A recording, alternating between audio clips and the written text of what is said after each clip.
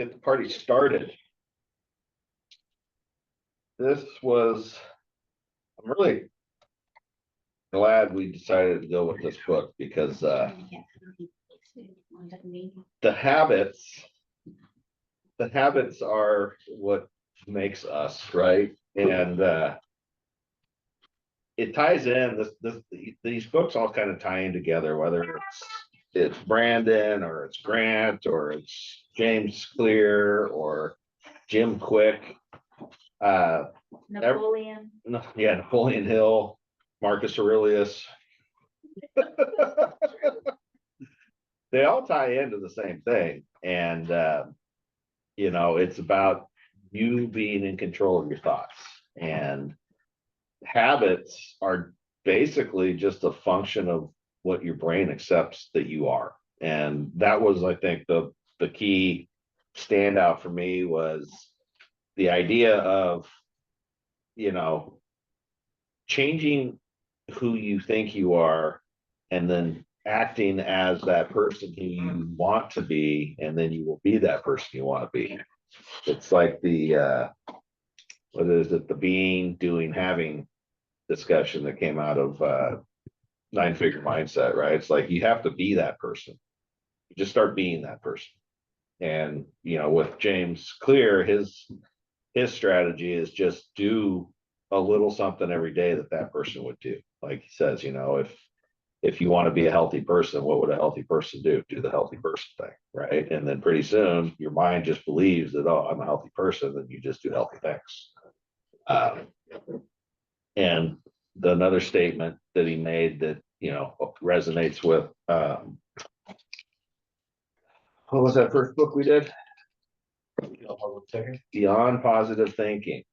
So there's a phrase in there that they use, and they say, when you do something that's out of step with who you want to be, you just remind yourself that that's not who I am, right? And James's message is really kind of the same, and I'm not picking on you.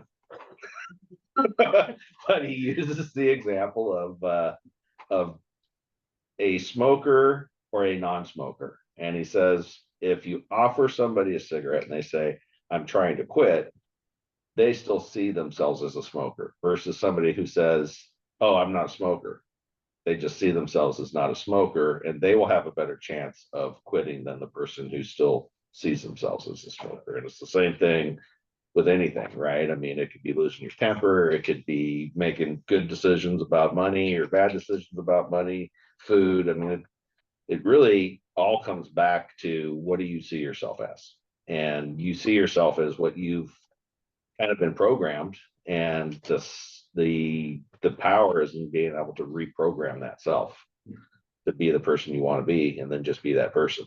And then the fallout from being that person is all the things that come along from being that person, as opposed to, he kind of contrasts between that and goals. But some people with goals, and maybe the reason they don't work for them is because they see the goal as the thing that they have to get to be the person that they want to be. But you got to be the person before you get to the goal. So that was a lot of words. I think they just put it exactly the way I saw it too. I like the perspective of looking at our habits. I'm going to stop talking. My words are not working. Do you understand the words that are coming out of my mouth? Oh, that's one of your habits. I agree. Well, you got the gist though, right? Now that pretty much summed it up. Yeah. That's, okay. Yeah. I mean, like there's like a cognitive reassociation thing that can kind of happens if you start believing, your identity is this, and you start doing the things that align with that. And like you were saying about the small changes, like say it's food, it doesn't have to be huge, but maybe you just stop going to Jack in the Box 3 times a week. Yeah. Or cut soda out, and then make steps in the right direction. Doesn't have to be extreme and overwhelming, Yeah, 1%, right? Yeah. 1% per day is 37 times better by the end of the year. Yeah. So, and I think it's almost, I mean, depending on the motivation behind it, it's probably counterproductive to do like the cold turkey thing or be like, like forcing yourself to just obey your own rules versus changing your mindset into being that person that just makes good choices, right? So, how about you, Scotty? Yeah, I mean, you guys pretty much hit the nail on the head already. I just, switching that mindset from, trying to change habits and the outcome and getting to that, identity and what you believe and changing your beliefs.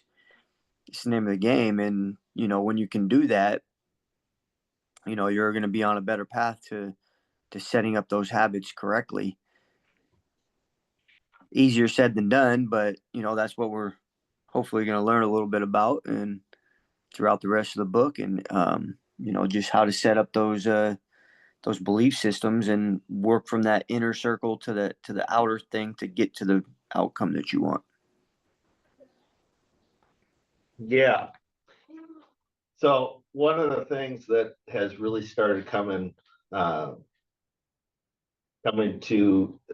my, I don't know what I'm trying to say here. Your universe. Well, my understanding, I've started to understand some things about myself, and through this that we do every week, and a life coach that I have, I see myself as overcoming struggle, and therefore I think I find myself in the constant state of struggle because I see myself as somebody who can persevere through the struggle, but I haven't been the person who got through the struggle and got to the other side yet. And Brandon talks a lot about, he says he's got his 10-year vision, right? When he really looks at, okay, where do I want to be in 10 years? What are they saying about me? What have I done in 10 years?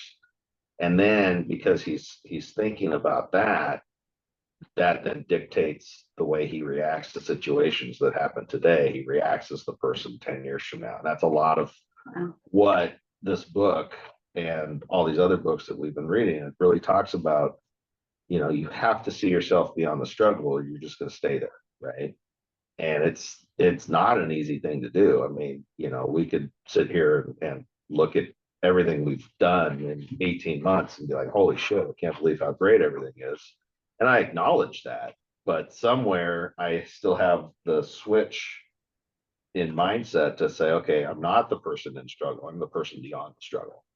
Right. And so that's something that for me has been super personal the last few weeks is I've got to get to that level of not being the guy in the struggle anymore. So. That was deep. Yeah. That was good. Oh, boy, am I uncomfortable. But it's a real life example, right? We're in struggle right now. And why are we in struggle right now? Well, maybe it's because that's where I see myself. I've never in my life seen myself beyond the struggle. I'm like, I'm a diamond. Under pressure, I'm going to be a huge diamond. Well, I'm already the diamond, right? I got to stop thinking in terms of today and just be like, oh yeah, man, remember that time when things were crazy? Oh man, that was awesome. What are we doing tomorrow? Right? So, all right, well, I've said enough. Anybody else? Anyone? Bueller? I want to ask Scotty. Scotty, there was a question you wanted to ask Aaron. And I said, Oh. let's do in book club. Yeah. So Aaron, you posted about the armor tiles last week on the Walmart job. Did you get those? Domes. Yeah, the truncated domes. Did you get those or did Bosco bought them from you guys actually? Who did? Oh, Bosco did? Bosco Co. Okay. They probably I have don't know a who rep their already. guy is. They're yeah, I'm sure they have a rep already. That's probably why I hadn't seen a request on them. That was all. Okay. Yeah. I think I have your pricing plugged into our estimating software, but you know, we'll hook you up with our subs for sure. Yeah, definitely. Whoever we're using, you know. All good. Well, I mean, we're about to land, we just landed another one and we're gonna land a third today, probably. Cool. Bam. See how Good I'm stuff. making it my identity, Yeah. landing Walmart? Put Yeah. it on the board. We haven't done that in a while. We should do that practice again. Just put it on the board. It's Yeah. already happened. Yep. Awesome, guys. Well, thank you for joining book club, and appreciate you all, and can't wait to see you again next week. For sure. Thank you guys. All right. Bye. See ya. Later. Bye.